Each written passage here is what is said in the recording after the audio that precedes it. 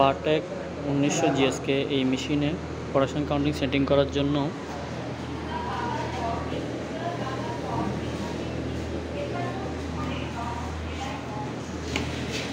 আমরা এখন ডিসপ্লেতে কীভাবে প্রোডাকশন কাউন্টিং শো করব সেটা দেখাবো। আমাদের মূলত প্রোডাকশন কাউন্টিংটা এখান থেকে শো হবে। এখন দেখেন এখানে ভিতর থেকে অফ আছে বিদায় এটা শো করতেছে না, মেশিন চলতেছে কিন্তু প্রোডাকশন শো করতেছে না। প্রথমে আমরা মেশিনটাকে আনরেডি অবস্থায় করে চার্জ বাটন দিয়ে 1 2 3 যে লেখাটা আছে এখানে প্রোডাকশনটা চালু করতে হবে। সুইং কাউন্টার এই লেখাটা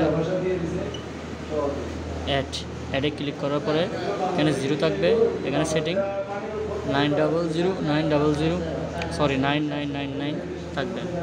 সেভ দেওয়ার পরে